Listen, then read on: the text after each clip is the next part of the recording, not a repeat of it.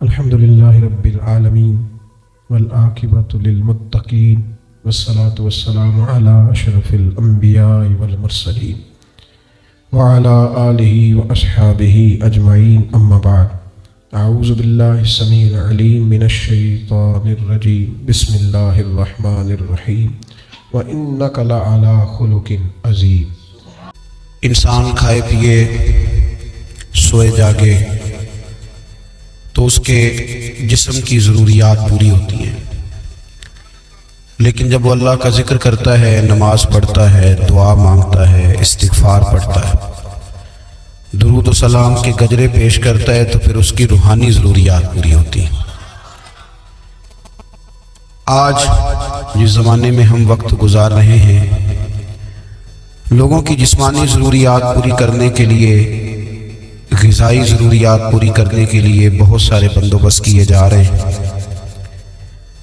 لیکن جتنا لوگ اپنی ظاہری ضروریات میں خود کفیل ہوتے جا رہے ہیں، اتنا ہی زیادہ وہ روحانی طور پر کمزور ہوتے جا رہے ہیں۔ گھنٹوں بیٹھ کر گپ شپ کرنے والے لوگوں کے لیے تھوڑی دیر بھی ذکر الہی کرنا مشکل ہو جاتا ہے۔ لمبی چوڑی باتیں کرنے والے، لمبے چوڑے دلائل دینے والے لوگ اور سمجھدار لوگ اور سیانے لوگ عبادت کے معاملے میں سستی کرتے ہیں، عمل کے مسئلے میں کمزور ہو جاتے ہیں۔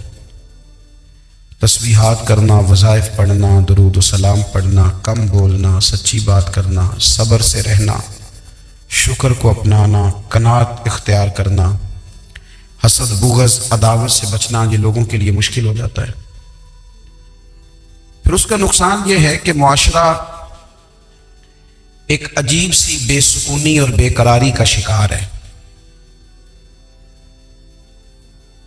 جیب میں بہت زیادہ پیسے رکھنے والا، خوش شکل نظر آنے والا، پیٹ بھر کے روٹی کھانے والا شخص بھی ڈھونڈتا پھرتا ہے کہ آخر میں پریشان ہوں کیوں۔ آپ انسانیت کی تاریخ پڑھیں گے تو آپ کو معلوم ہوگا کہ انسان نے کبھی پتھر کی پوجا کی، کبھی معاذ اللہ چاند سورج کی، درختوں کی، بتوں کی پوجا کی۔ معاذ اللہ یہ غلط ڈائریکشن پہ تو چڑھ گیا، لیکن ایسا نہیں ہے کہ کوئی بندہ دنیا میں آیا ہو اور کسی کی اس نے عبادت نہ کی ہو۔ اس لیے کہ اللہ تبارک و تعالیٰ نے جس طرح ہمارے جسم میں کھانے کی طلب رکھی ہے، پینے کی طلب رکھی ہے، سونے کی طلب رکھی ہے، اسی طرح اللہ تعالیٰ نے عبادت کے لیے طلب رکھی ہے جسم میں۔ یہ تو ہوا کہ انسان گمراہ ہو گیا، غلط رستوں پہ چل نکلا، اس نے جھوٹے معبودوں کی طرف معاذ اللہ توجہ کر لی، لیکن وہ کسی نہ کسی کے سامنے جھکتا رہا، چونکہ اس کے وجود میں طلب تھی، شوق تھا اسے کہ وہ عبادت کرے۔ اللہ تبارک و تعالیٰ جب مسلمان کو توفیق دے اور اللہ کی بارگاہ کی جانب وہ رجوع کرے، تو پھر اس کا رویہ یہ ہونا چاہیے کہ اس کی توجہ ہو اللہ کی جانب۔ ہمارے ہاں تسبیحات پڑھ لی جاتی ہیں اگر کبھی موقع ملے، لیکن وہ خاص انہماک، وہ خاص شوق، وہ خاص ذوق اللہ تبارک و تعالیٰ کی عبادت کا۔ ایک ہوتا ہے نماز پڑھنا، ایک ہوتا ہے اہتمام کے ساتھ نماز پڑھنا، یعنی ذرا وقت پہ اٹھنا، ذرا صحیح کر کے وضو کرنا، ذرا شوق سے مصلی بچھانا۔ ایک ہوتا ہے تسبیح پڑھ لینا، اور ایک ہوتا ہے ذرا تھوڑا سا نا شوق کے ساتھ اللہ کو یاد کرنا۔ آپ کبھی جو میں نے آیہ کریمہ پڑھی، اس کی آپ شان نزول دیکھیں۔ نبی کریم صلی اللہ تعالی علیہ وسلم کے نا کچھ صحابہ اللہ کی محبت کے شوق میں حضور کی بارگاہ میں حاضر ہوئے، اور انہوں نے آ کے عرض پتہ کیا کیا؟ عرض کرنے لگے، یا رسول اللہ صلی اللہ تعالی علیہ وسلم، سالوں بیت گئے ہیں سجدے کرتے ہوئے، حضور سالوں بیت گئے ہیں تسبیح پڑھتے ہوئے، سالوں بیت گئے کہتے ہوئے کہ سبحان اللہ وہ پاک ہے، ہمیں سالوں بیت گئے یہ کہتے ہوئے کہ اللہ اکبر وہی سب سے بڑا ہے، سالوں بیت گئے کہتے ہوئے کہ الحمدللہ ساری تعریفیں اللہ کے لیے، سالوں بیت گئے اس کی تسبیح کرتے، تحلیل کرتے، تکبیر کہتے۔ حضور اب نہ ہمارا اپنے رب سے ملنے کو جی چاہتا ہے۔ کبھی اے حقیقت منتظر نظر آ نہ لباس مجاز میں، لاکھوں سجدے تڑپ رہے ہیں میری جبین نیاز میں۔ اور اقبال کہنے لگے کہ تیرے عشق کی انتہا چاہتا ہوں، تو میری سادگی دیکھ کیا چاہتا ہوں، میرا ذرا سا تو دل ہے مگر شوخ اتنا، میں وہی لن ترانی سنا چاہتا ہوں۔ میرا بھی دل کرتا ہے کہ اللہ میں تجھے کہوں میں تجھے دیکھنا چاہتا ہوں، جس طرح حضرت موسیٰ کلیم علیہ السلام نے کہا تھا، اور تو مجھے کہے کہ لن ترانی تو نہیں دیکھ سکتا، ذرا سا تو دل ہے مگر شوخ اتنا، میں بھی وہی لن ترانی سنا چاہتا ہوں۔ پھر کہنے لگے بھری بزم میں راز کی بات کہہ دی، بڑا بے ادب ہوں سزا چاہتا ہوں۔ دیکھو سب لوگوں کے بیچ ہی میں نے یہ کہہ دیا۔ میرے عزیز صحابہ نا شوق میں، کتنے سارے لوگ ہیں آپ، کتنی ماشاءاللہ بڑی تعداد میں آپ آئیں، ہم بھی کبھی اس شوق میں گئے ہیں کہ ہمارے رب کو دیکھنے کو دل چاہتا ہے، ہمارا جی چاہے وہ کبھی ہمیں ملے، ہم کبھی اس کی زیارت کریں، اس کی بارگاہ کرم میں ہم حاضر ہوں۔ صحابہ نے عرض کیا یا رسول اللہ صلی اللہ تعالی وسلم ہمارا رب کہاں ہے؟ ہمارا نا اپنے رب کو دیکھنے کو جی چاہتا ہے۔ جب صحابہ نے یہ عرض کیا تو اللہ نے قرآن مجید نازل کیا، فرمایا وَإِذَا سَأَلَكَ عِبَادِي أَنِّي فَإِنِّي قَرِيبٌ، محبوب جب میرے بندے آپ کی بارگاہ میں آ کے میرے بارے میں پوچھے نا تو ان سے کہہ دینا میں ان کے قریب ہی ہوں، قریب ہی ہوں۔ دلیل کیا ہے؟ آئی اذا دان، یہ جب بھی مجھ سے دعا مانگیں گے میں ان کی دعاؤں کو قبول فرماؤں گا، میں ان کے قریب ہوں، میں ان کے قریب ہوں۔ یہ جب بھی دعا مانگیں گے نا میں قبول کروں گا، میں ان کے قریب ہوں۔ اللہ تبارک و تعالیٰ کے بندے اللہ سے محبت کرتے، رب کی بارگاہ میں جھکتے، اس کو اپنے دکھ سناتے، اس کے پیارے محبوب صلی اللہ تعالیٰ علیہ وسلم کا وسیلہ لے کے اس کے حضور حاضر ہو جاتے، پیشانیاں سجدوں سے روشن ہوتی۔ ہم نہ ہر چیز کے لیے وقت نکالتے ہیں، ہر چیز کے لیے، لیکن عبادت کے لیے وقت نہیں نکالتے۔ ہر شے آباد ہے، ہر شے، ہماری فیس بک بھی آباد ہے، واٹس ایپ بھی آباد ہے، ہمارے ٹویٹر بھی آباد ہیں، ہماری ہر چیز آباد ہے۔ سب سے کم آباد ہمارا مصلی رہ گیا ہے، سب سے کم۔ وہ لوگ اب ڈھونڈنے سے ملتے ہیں جن کی بغل میں مصلی ہوتا تھا۔ میرے بھائی آپ کتنا کو دنیا کے پیچھے بھاگو گے تھکا دے گی، کتنا دولت کے پیچھے بھاگو گے تھکا دے گی۔ آپ جب اپنی زندگی میں جمع تفریق کرو گے نا تو مرتے وقت احساس ہوگا کہ سارا کچھ تو لوگوں کے لیے کیا، اپنے لیے تو کر ہی کچھ نہیں سکے۔ اور ہم عبادت کے معاملے میں بہانے بازی بھی کرتے ہیں، ہم کہتے ہیں اوہو رزق کمانا بھی تو عبادت ہی ہے نا، تو میں حلال روزی کے لیے جا رہا ہوں یہ بھی تو عبادت ہے نا۔ میری طرح کے لوگ کہہ دیتے ہیں کہ میں سویرے اٹھ کے مدرسے میں کچھ اسباق دیکھتا ہوں تو یہ بھی تو عبادت ہے، میں بیان کرنے کے لیے مطالعہ کرتا ہوں تو یہ بھی تو عبادت ہے نا، اتنے لمبے سفر کر کے ملک میں دنیا میں گھومتا ہوں تو یہ بھی تو میں عبادت ہی کر رہا ہوں۔ اب اسپیشل نفلوں کے لیے وقت کس طرح نکلے، اسپیشل کر کے تسبیح میں کیسے چلاؤں، میں سارا کچھ ہم بہانے بنا لیتے ہیں نا۔ میرا سوال یہ ہے کہ یہ ساری باتیں صحابہ کو، نبی کریم کو، دیگر لوگوں کو بھی تو پتہ تھی نا، لیکن آپ غور تو کریں 23 سال حضور کو وقت ملا، مختصر وقت ظاہراً تبلیغ کرنے کے لیے، پوری دنیا میں دین بھی پھیلانا ہے۔ گھر میں 11 ازواج ہے، 4 بیٹیاں ہیں، ان کی اولادیں، سارے کام کاج بھی دیکھنے ہیں۔ لیکن سیدہ طیبہ طاہرہ حضرت عائشہ صدیقہ رضی اللہ تعالیٰ عنہ فرماتی ہیں سارا دن تبلیغ کرتے، ہر غلام کے دکھ سنتے، گھر میں آتے تو اپنے گھر والوں کا خیال کرتے، کام میں ہمارا ہاتھ بٹاتے۔ قربان جاؤں، کہتی ہیں زمانہ سارا سو جاتا لیکن آمنہ کے لال مصلی بچھا لیتے۔ دنیا سو گئی، ساری سب سو گئے، جو خدام تھے، وہ جو غلام تھے وہ سو گئے۔ صحیح مسلم میں لفظ ملیں گے، سیدہ پاک فرماتی ہیں او میرے نبی کے غلاموں، میں نے یہ رنگ بھی دیکھا ہے کہ حضور نے اتنا کھڑے رہے، اتنا قیام کیا، اتنا قیام کیا کہ مقدس پیروں میں ورم آ گئے، سوج گئے پیر، اتنے بڑے۔ دل پہ ہاتھ رکھ کے نہیں بتا سکتا کہ میرے کبھی نماز میں پیر سوج گئے، کوئی نہیں بتا سکتا۔ بچوں کی روٹی کماتے تھک گئے بات الگ ہے، ہم سیر کرنے گئے تو تھک گئے بات الگ ہے، لیکن عبادت میں یہ بھی تو مسلم شریف ہے نا، یہ بھی تو دین ہے نا، یہ بھی تو حضور کی سنت ہے، یہ بھی تو وہ چیز ہے جو کریم کی آنکھوں کی ٹھنڈک ہے۔ سیدہ فرماتی ہیں پیروں میں ورم آ گئے، اور ساری رات ہی حضور نے نماز پڑھی اور ایک ہی آیت بار بار دہرائی۔ مسجد نبوی میں بلال حبشی نے فجر کی اذان دے دی اور حضور ابھی مصلی پہ تھے۔ کریم فارغ ہوئے، میں نے عرض کی یا رسول اللہ صلی اللہ علیہ وسلم، آپ کے تو صدقے اللہ اگلے پچھلوں کے گناہ معاف کرے گا، تو آپ اتنی آہوزاری کیوں فرماتے ہیں؟ آپ تو شفیع ہیں، آپ تو انبیاء کے امام ہیں۔ تو حضور نے فرمایا عائشہ تم نے گنوایا ہے نا میرے اللہ کی مجھ پر کتنی رحمت ہے، افلا اکون عبدا شکورا، فرمایا اگر اس نے اتنی نعمتیں دی ہیں تو کیا میں اس کا شکر گزار بندہ نہ بنوں؟ میں شکر گزار بندہ نہ بنوں اس کا؟ پھر اگر اتنی نعمتیں اس نے دی ہیں، مجھے اتنا نوازا ہے، تو پھر میں اس کے سامنے سجدے نہ کروں؟ او میرے بھائی، بڑے قابل فخر لوگ ہیں ہم کہ ہم نبی پاک کے غلام ہیں، ہم قابل فخر ہیں کہ نبی کریم کے غلام ہیں۔ کیا کبھی اس غلامی کے شکرانے میں بھی 2 نفل پڑھے کہ یا اللہ تیرا شکر ہے تو نے ہمیں حضور کا غلام بنایا ہے؟ یاد رکھیں کہ اپنی روحانی زندگی کو آباد کریں، استغفار پڑھیں، تسبیحات کریں۔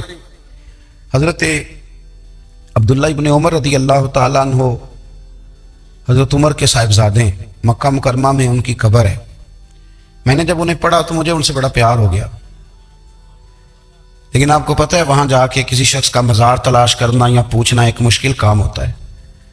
تو ایک دفعہ میں مکہ شریف میں حاضر تھا، تو ایک گاڑی والا ڈرائیور مجھے کہنے لگا کہ مولانا میں آپ کو جانتا ہوں، مجھے آپ سے محبت ہے، ایک بات بتاؤں آپ کو؟ میں نے کہا بتاؤ۔ کہنے لگے حضرت عبداللہ ابن عمر کی قبر دیکھنی ہے۔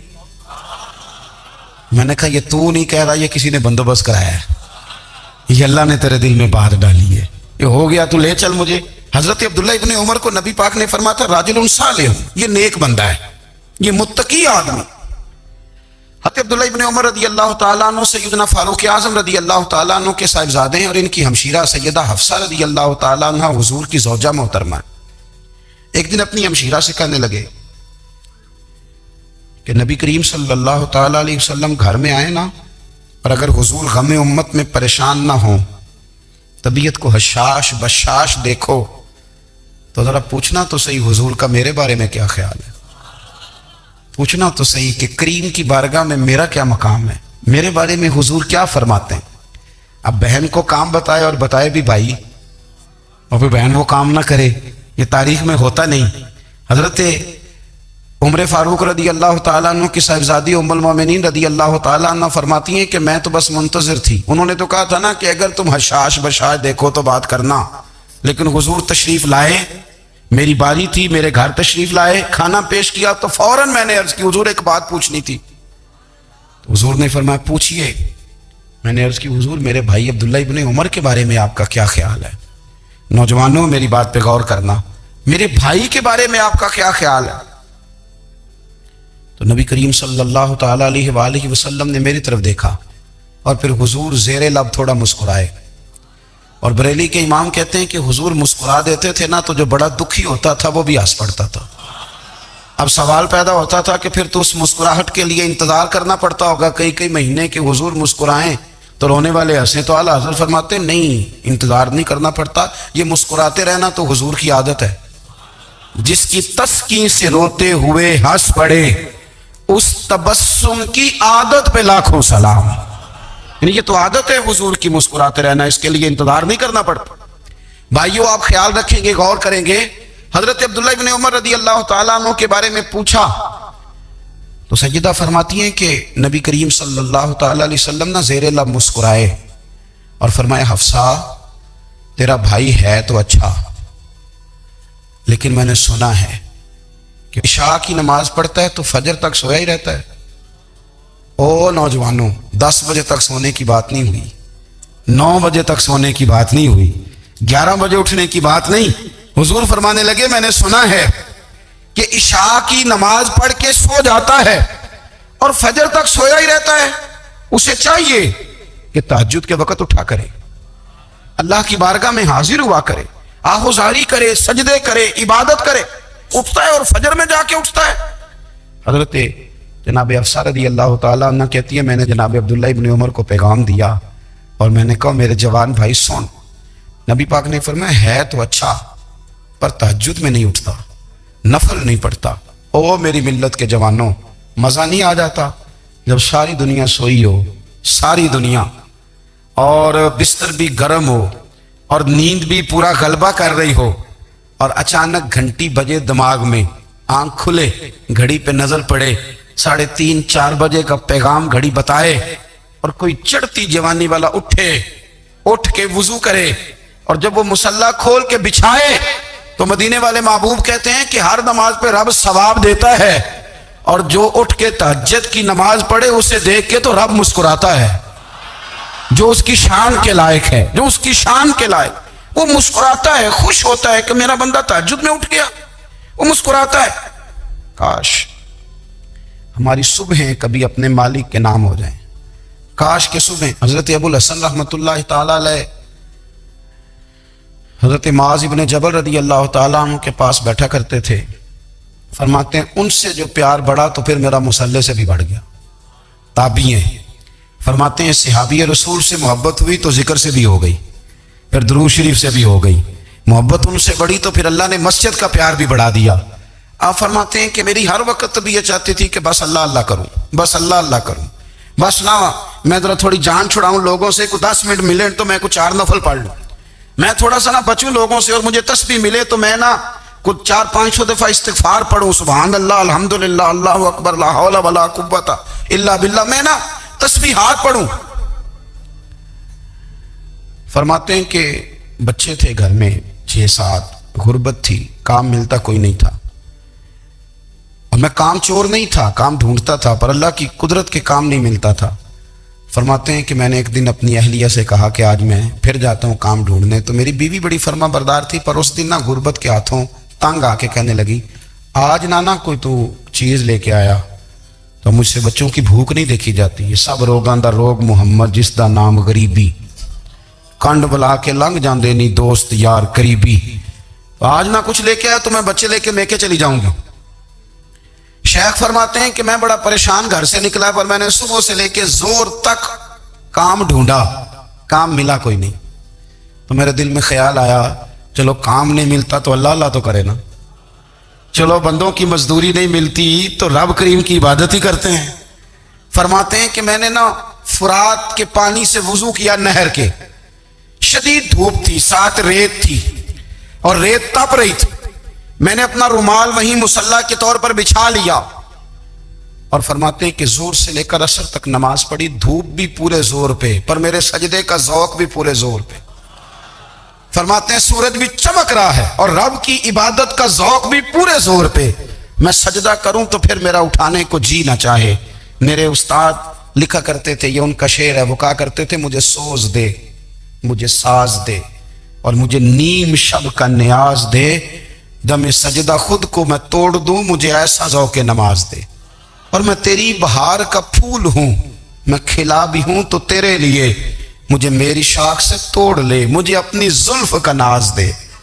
بھائی فرماتے ہیں کہ عصر تک میں نے نفل پڑھے، دل ڈھلنے لگا، عصر کی نماز پڑھی اور میں وہاں سے چلا۔ اب میں جب نکلنے لگا تو دل میں خیال آیا کہ چھوٹی چھوٹی دیواریں ہیں گھر کی، بغیر کچھ لیے جاؤں گا تو بیوی دور سے دیکھے گی تو شور کرے گی کہ پھر خالی ہاتھ آ گیا ہے۔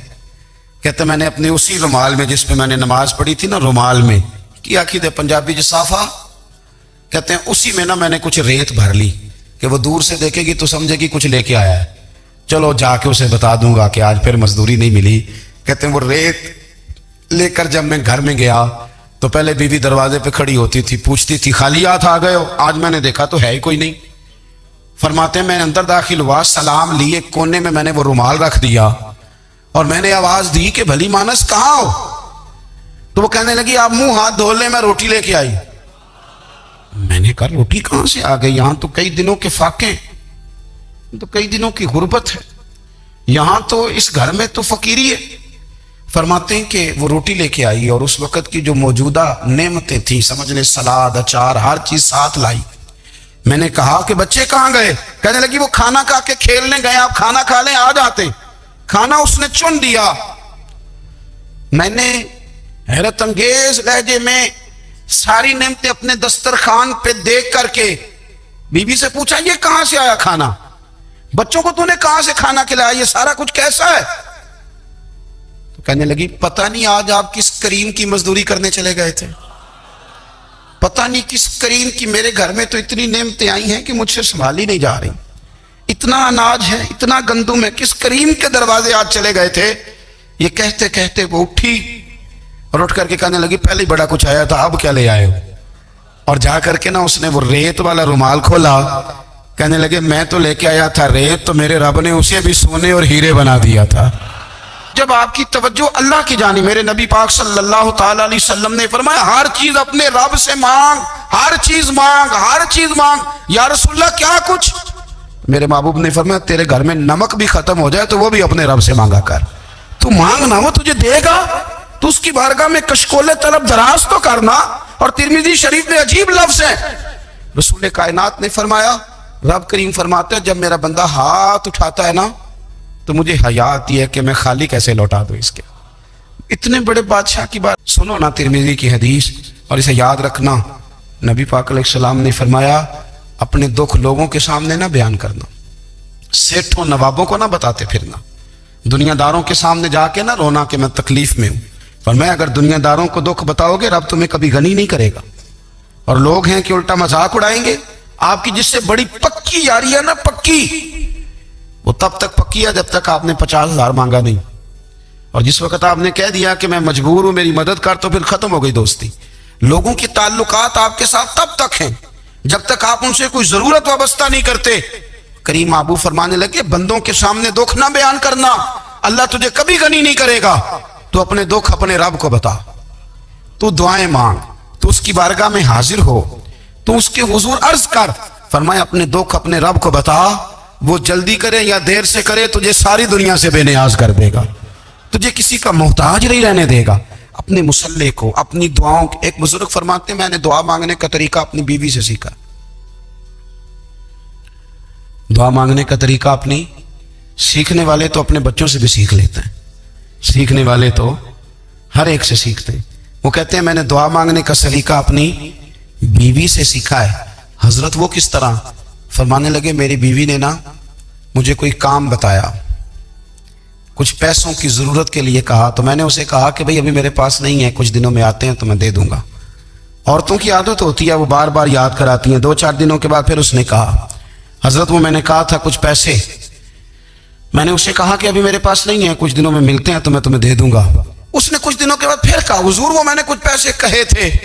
فرماتے میں نے ڈانٹ دیا، میں نے کہا کہ کیا تو روز مجھے شرمندہ کرتی ہے، کہا نا میرے پاس نہیں ہے، ہوں گے تو دے دوں گا، تو روز یاد کراتی ہے۔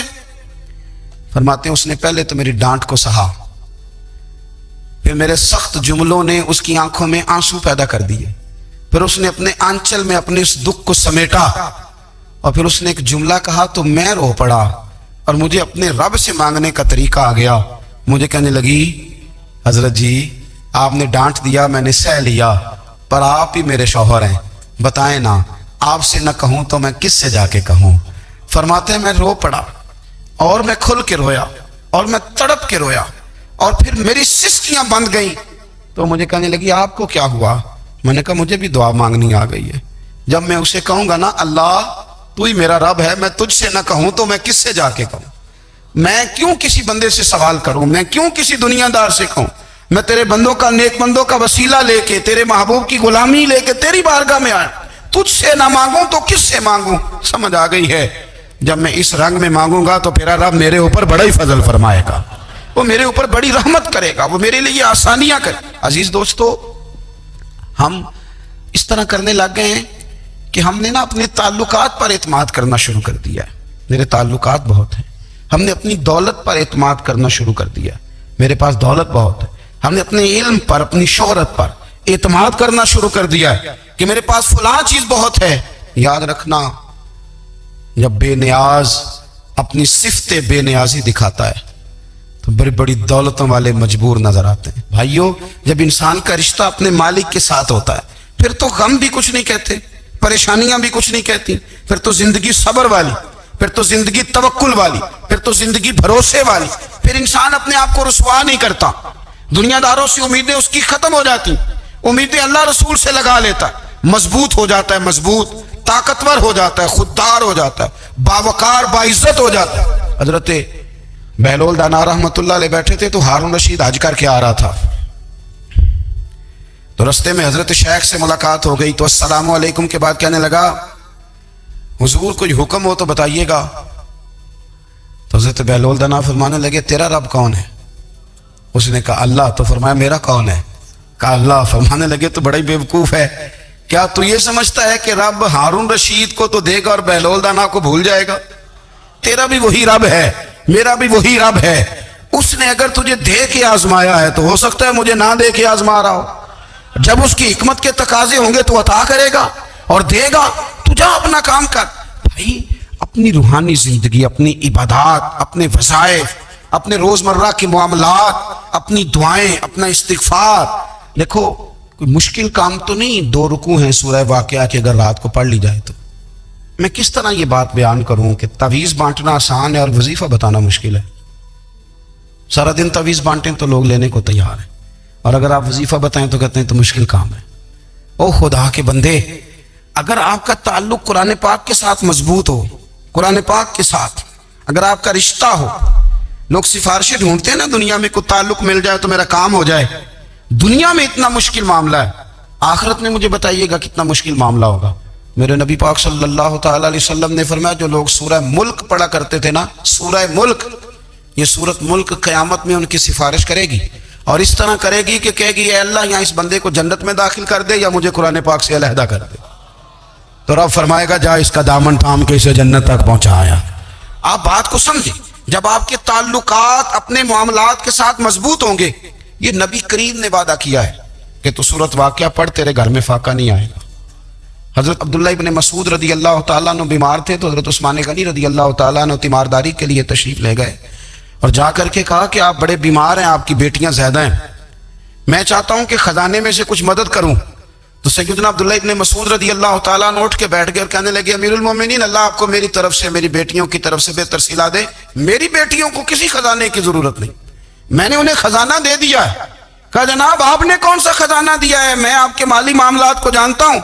تو فرمانے لگے امیر المومنین، میرے نبی کریم نے فرمایا ہے جو سورت واقعہ پڑھے اسے کبھی فاقہ نہیں آتا، میں نے بیٹیوں کو یاد کرا دی ہے، یہ خزانہ میں نے انہیں دے دیا ہے۔ وہ سارے والدین سنیں جو بیٹیوں کے لیے پریشان رہتے ہیں، حضرت عبداللہ ابن مسعود نصیحت کر رہے ہیں، فرمانے لگے میں نے سورت واقعہ یاد بھی کرا دی ہے، پڑھنے کی عادت بھی ڈال دی ہے، حضور نے فرمایا ہے جو سورت واقعہ پڑھے اسے فاقہ نہیں آتا۔ کہنے لگے چاند تو اپنی جگہ چھوڑ سکتا ہے، سورج گر سکتا ہے، تارے ٹوٹ سکتے ہیں، پر مدینے والے رسول کی بات غلط نہیں ہو سکتی۔ حضور نے فرمایا فاقہ نہیں آئے گا تو انشاءاللہ کبھی بھی نہیں آئے گا۔ کرنے کا کام یہ ہے کہ ہم اپنے معاملات، اپنی عبادات، اپنی دعائیں، کبھی 10 منٹ عادت ہو جائے نا دعا مانگنے کی علیحدہ سے رات کو، حضور نے فرمایا جو فرض نماز کے بعد دعا مانگے اللہ اس کی قبول کر لیتا ہے۔ نبی پاک صلی اللہ تعالی علیہ وسلم نے فرمایا اللہ مسافر کی دعا قبول فرماتا ہے۔ حضور نے فرمایا اللہ مظلوم کی دعا قبول فرماتا ہے۔ حضور نے فرمایا بیمار سے دعا کراؤ اللہ اس کی دعا قبول فرماتا ہے۔ میرے نبی پاک نے فرمایا ماں باپ جب بھی اولاد کے لیے ہاتھ اٹھائیں، ویسے تے بلے شاہ تو آسمانی اڑ دیا ہی پھڑ دیں، جڑا گھر بیٹھا انہوں پڑھے ہی نہیں۔ حضور فرمانے لگے ماں باپ جب بھی اولاد کے لیے دعا فرمائیں اللہ ان کی دعا کو قبول کرتا ہے۔ آپ اپنا تعلق بنائیں، دعا کے ساتھ، عبادت کے ساتھ، مصلی کے ساتھ رشتہ بنائیں، استغفار پڑھیں۔ صلاح الدین ایوبی صلیبی جنگوں میں تھے، رات کو مسجد اقصی میں نماز پڑھی تو پریشان تھے، ایک بزرگ سے ملاقات ہوئی تو وہ کہنے لگے کہ آپ بڑے پریشان ہیں۔ کہنے لگے حضور پریشان اس لیے ہوں کہ پہلے ہی مسلمان کمزور ہے، اب میں نے سنا ہے دشمن کا ایک بحری بیڑا وہ جنگی سامان سے بھرا ہوا آ رہا ہے، تو اب ان کے پاس اور تلواریں اور نیزے آ جائیں گے، مسلمانوں کے پاس پہلے ہی وسائل کی کمی ہے، پریشان ہو کس طرح کر کے مقابلہ کریں گے۔ یہ بات کہتے ہی صلاح الدین ایوبی نے بزرگوں سے کہا حضور آپ بھی دعا کرنا، دعا کی بڑی طاقت ہے۔ میرے نبی پاک نے فرمایا دعا مومن کا ہتھیار ہے، دعا مومن کا، دعا مومن کا۔ حضور نے فرمایا تقدیر کو سوائے دعا کے کوئی چیز نہیں بدل سکتی، دعا مومن کا ہتھیار ہے، یہ کافر کے پاس کوئی نہیں، یہ ہتھیار ہے مومن کا۔ اللہ کرے آپ کو سمجھ آئے، پھر سنیں، کئی بار کہہ چکا ہوں یہ ہتھیار ہے۔ کافر کے مقابلے میں جو تیرے پاس سب سے بڑا ہتھیار ہے وہ دعا ہے۔ دعائیں کرانی چھوڑ دی، کرنی چھوڑ دی، لینی چھوڑ دی۔ حضرت سیدنا انس بن مالک رضی اللہ تعالیٰ عنہ فرمایا کرتے تھے، میں نے وہ رنگ دیکھا ہے جب حضور دعا مانگتے تھے اور حضور کی مقدس آنکھوں میں آنسو بھی ساتھ ہی بہا کرتے تھے، میں نے وہ انداز دیکھا۔ تو صلاح الدین ایوبی بزرگ سے کہنے لگے آپ بھی دعا کیجیے، اور خود رونے لگے اور سر سجدے میں رکھ کے رونے لگے، اور عشاء سے لے کر فجر تک روئے، خوب روئے۔ صبح وہ بزرگ آئے تو صلاح الدین ایوبی کا خوبصورت اور ہنستا ہوا چہرہ دیکھا، کہنے لگے آپ بڑے خوش ہیں، رات تو میں نے بڑے روتے ہوئے دیکھا تھا۔ تو کہنے لگے حضور وہ جو بحری بیڑا آ رہا تھا نا وہ پانی میں ڈوب گیا ہے، اب وہ نہیں آ رہا، ابھی خبر آئی ہے تو میں بڑا خوش ہوں۔ بزرگ کہنے لگے اٹھ سینے سے لگ، اور سن ایک بات، وہ بحری بیڑا پانی میں نہیں ڈوبا، وہ تیرے آنسوؤں میں ڈوب گیا ہے۔ وہ جو تو رات رویا ہے نا رب کریم کی بارگاہ میں، تو وہ ڈوب گیا ہے۔ بھائی اپنا مصلی کا، عبادت کا، وظائف کا، اللہ اللہ کا سلسلہ اس کو مضبوط کرے، اپنی دعاؤں کے تعلق کو مضبوط کرے۔ دعائیں بڑے انقلاب برپا کر دیتی ہیں۔ ہم تھوڑے تھوڑے نا جب سے خشک ہوئے ہیں نا، خشک، اور میری تو جماعت ہی صوفیاء کی جماعت تھی، ہم تو داتا علی اجمیری کی جماعت سے، ہم تو خواجہ اجمیری کی جماعت سے، ہم تو شیخ احمد فاروق سرہندی کی جماعت سے، ہم تو صوفیاء کی جماعت۔ ہماری جماعت نے بھی وہ تعلق جو ہمارے بزرگوں نے بنایا تھا۔ بزرگ اللہ کے قریب کیسے جاتا ہے؟ تو ہمارے یہاں نا بہت سارے لوگ کہتے ہیں جی نظر ہو گئی تو کام ہو گیا۔ بھائی جو بخاری مسلم میں طریقہ ہے نا اللہ کا قرب پانے کا، وہ تو نفل ہے۔ نبی کریم علیہ الصلوۃ نے فرمایا بندہ نفلوں کے ذریعے رب کے قریب جاتا ہے، اور اتنا قریب جاتا ہے کہ پھر اللہ اس کی زبان بن جاتا ہے، اللہ اس کی آنکھیں بن جاتا ہے، کان بن جاتا ہے، ہاتھ اور پیر بن جاتا ہے۔ تو یہ تو عبادت ہے، یہ تو اللہ کی بارگاہ کی حاضری ہے جو آپ کو اللہ کے قریب کرے گی۔ تو اپنے نماز کو اہمیت دے کے ادا کریں، نمازیں موبائل بند کر کے ادا کریں۔ لیکن نا کچھ لوگ کہتے ہیں مجھے ٹائم نہیں ملتا نماز کا، تو میں کہتا ہوں یہ آپ نے بڑی جرت کی بات کی ہے۔ مجھے کو میرا پیر بھائی کہہ دینا میرے پاس ٹائم نہیں آپ کو ملنے کا، تو میں کہتا ہوں آج کے بعد آنا ہی نہ۔ میں دوں کیا سمجھتا ہے تو بہت بڑا آدمی ہے، تیرے پاس ٹائم نہیں ہے اور ہمیں ملنے کا ٹائم، موج کر۔ تو آپ نے اللہ رسول کو کہہ دیا ٹائم نہیں۔ اور عجیب فلسفہ ہے نا، کہا جائے نماز پڑھنے آؤ تو کہتے ہیں کپڑے ٹھیک نہیں، اور کہا جائے کہ آؤ ذرا دعوت پہ چلے تو کہتے ہیں ایک منٹ ٹھہر میں کپڑے بدل کے آیا۔ نماز کے لیے کہا تو کہتا ٹھیک نہیں، دعوت کے لیے کہا تو کہتا میں ذرا تیاری کر لوں، یوں جانا مناسب نہیں۔ یہ معاملہ ٹھیک نہیں۔ رب تو فرماتا ہے کہ جب تو مسجد میں آ تو زینت اختیار کر کے آ، خوب ذوق سے دعا مانگے، خوب شوق سے نماز پڑھیں، خوب استغفار کا مزاج بنائیں۔ آپ لوگوں کے بیچ رہ کے سکھ حاصل کرنا چاہتے ہیں، لیکن آپ کو پتہ ہے کئی مہینے غار حرا میں رہنا بھی مدینے والے محبوب کا طریقہ ہے۔ ہر سال اعتکاف بیٹھنا الگ سے، یہ بھی حضور کا طریقہ ہے۔ مسجد نبوی کے اندر دروازہ کھلتا تھا نبی کریم کا، پر گھر کے اندر نفل پڑھے نبی پاک، اور حضور فرماتے ہیں کچھ نفل نماز گھر میں بھی پڑھا کرو، گھر کو قبرستان نہ بناؤ۔ ہمارا گھر اللہ کے ذکر سے آباد ہوگا اگر ہم نماز پڑھیں گے نا۔ میں جب سنت پڑھنے کے لیے گھر میں کھڑا ہوتا ہوں تو میرا جو 2.5-3 سال کا بیٹا ہے نا، وہ بھی میرے ساتھ نماز پڑھنی شروع کر دے۔ اسے پتہ کوئی نہیں نماز کیا ہوتی ہے، لیکن وہ بھی نا سجدہ نہ بھی کرنا ہے تو ساتھ لیٹ ضرور جاتا ہے۔ پتہ چلا بچے لیکچر دینے سے نماز نہیں پڑھتے، نماز شروع کر دیں تو بچے بھی شروع کر دیتے ہیں۔ ہم جب پریشان ہوتے ہیں تو لیکچر دیتے ہیں، تو لیکچر تو باہر شاید چل جائے، گھر میں کیسے چلے گا؟ گھر میں تو عمل چلے گا۔ او بھائی، لوگوں سے عزتیں تلاش کرتے ہو تو وہ کیا تمہیں عزت دیں گے؟ وہ تو کل اچھا کہتے ہیں، پرسوں برا کہنے لگ جاتے ہیں۔ لوگوں کے سامنے گڈ بک میں آنا چاہو گے تو وہ تو سویرے تمہارے بارے میں کچھ کہیں گے، شام کچھ اور کہیں گے۔ اپنی روحانی زندگی آباد کریں، اپنے مسلح کو وقت دیں، اور دنیا سے چھپ کر اس موبائل کو بند کر کے، اور اپنے آپ سے بھی چھپ کے اور تنہا ہو کے چھپا کے سارا کچھ اپنے آنسو اپنے رب کی بارگاہ میں پیش کریں، اس کے حضور حاضری دیں۔